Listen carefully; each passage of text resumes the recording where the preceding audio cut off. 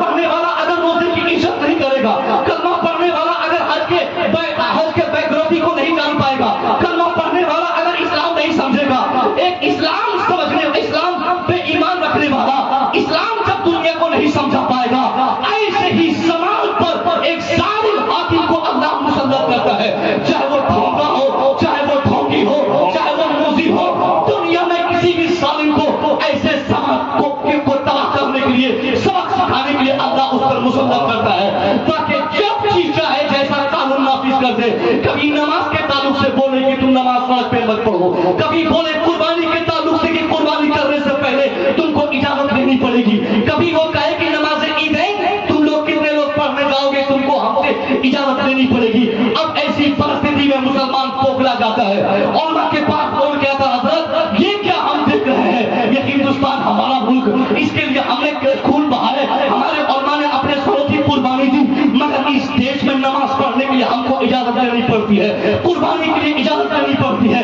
جلسہ کے لیے ہمیں اجازت لینی پڑتی ہے۔ حضرت یہ ہمارا دیش کہا جا رہا ہے، جواب آتا ہے آج تیرا دیش نہیں، اب تو صرف تم پر نماز پڑھنے پر پابندی بیٹھائی جا رہی ہے، ایک دن آئے گا تجھے سانسیں لینے کے لیے حکومت سے پوچھنا پڑے گا کہ میں سانسیں لوں یا نہ لوں، اسی کی تیاری حکومت کر رہی ہے۔ ابھی 10 دن سے ہمارے ملک میں کیا ہو رہا ہے، جن کو پیشاب کرنے کا شوق نہیں، جس نے اپنی بیٹی، اپنی بیوی، اپنی بہن کو آج تک ان کا حق نہیں دے سکا، وہ بھی آج UCC کی باتیں کر رہا ہے، آج وہ سول کوڈ کی باتیں کر رہا ہے۔ ان کا ماننا ہے کہ ہندوستان میں تمام مذاہب کے جو قانون مذہبی اعتبار سے ہے ان کو مٹا کر، ان کو ہٹا کر، یہ بغیر پانی کے پیشاب کرنے والے نیتا، 24 گھنٹہ شراب میں لطپت نیتا، یہ طے کرنے والے ہیں کہ میں کتنی شادی کروں، میرے بچے کتنے ہونے چاہیے، میری بہن کو کتنے حقوق ملنے چاہیے، میری بیوی کو زمین میں کتنے، جائیداد میں کتنے حقوق ملنے چاہیے۔ میں پوچھنا چاہوں گا آخر ان بدتمیزوں کو، جن کو پیشاب کرنے کا ڈھنگ تک نہ آ سکا، جن کی زندگی میں ہمیشہ بھرشٹاچاری، ہمیشہ الزامات جن کی زندگی میں آتے رہے، کبھی چوری کے الزام میں، کبھی ڈکیتی کے الزام میں، کبھی مرڈر کے الزام میں، کبھی ستانے کے الزام میں، کبھی زیادتی کے الزام میں، جن کے نام لسٹ پر ہمیشہ آتے رہے، کسی پر 10 کیس، کسی پر 50 کیس، کسی پر 100 کیس، یعنی درجنوں کیسز جن نیتاؤں کے سروں پہ، ان کے الزامات کے سروں پہ لگتے رہے، آج وہ پارلیمنٹ سے باہر آ کر چیختا ہے،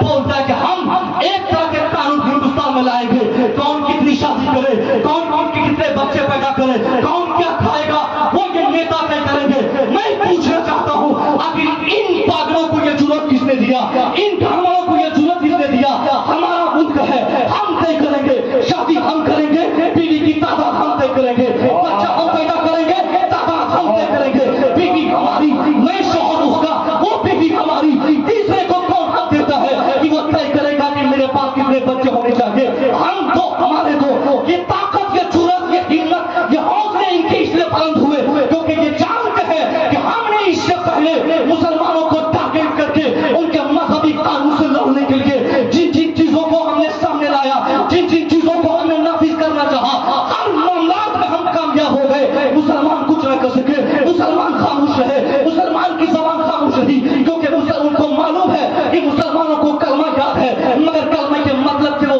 غافل ہے۔ مسلمان نماز پڑھتا ہے، نماز کی روح ان کے اندر نہیں، مسلمان حج کرتا ہے مگر حج کی روح ان کے اندر نہیں، مسلمان مسجد بناتا ہے مگر مسجد کا احترام نہیں، مسلمان مسجد میں پیسہ دیتا ہے مگر اذان سن کے مسجد بھاگنے کا شوق ان کے دل میں نہیں۔ مسلمان بازار میں ہے، مسلمان مارکیٹ میں ہے، مسلمان دکان میں ہے، مسلمان گھر پہ ہے مگر نماز پڑھنے کا ٹائم ان کے پاس ہے مگر نماز پڑھنے کا شوق ان کے دل میں نہیں۔ ظالموں کو ہم نے موقع دیا، اس لیے آپ سول کوڈ کی باتیں کر رہے ہیں، یکجہتی کی باتیں کر رہے ہیں۔ اب وقت آ گیا ہے، اگر ہم کو دشمنوں کو ثابت کرنا ہے، اپنے دشمنوں کو کچھ سکھانا ہے، تو اس کے لیے احتجاج کرنے کی حاجت نہیں، لاٹھی ڈنڈے اٹھانے کی ضرورت نہیں۔ نہیں، آپ کا یہ سید الانبیاء کانفرنس ہے، آپ کے علماء یہ کبھی نہیں کہیں گے کہ آپ احتجاج کر کے نعرے لگائیے، حکومت کو گالی دیجیے، آپ ڈنڈے اٹھائیے۔ نہیں صاحب، اس کے لیے ضرورت پڑ گئی ہے اس بات کی کہ مسلمان کا چاہے بچہ ہو یا بوڑھا، مرد ہو یا عورت، جوان ہو یا چھوٹا، ہر ایک کو قسم کھا کے آگے نکلنا ہوگا کہ پہلے ہم اپنے مذہب کے قانون پہ عمل کریں گے۔ ہماری شادی ہو تو مذہب کے قانون کے اعتبار سے، طلاق ہو تو مذہب کے قانون کے اعتبار سے، ہماری زندگی کا ایک ایک حصہ جتنے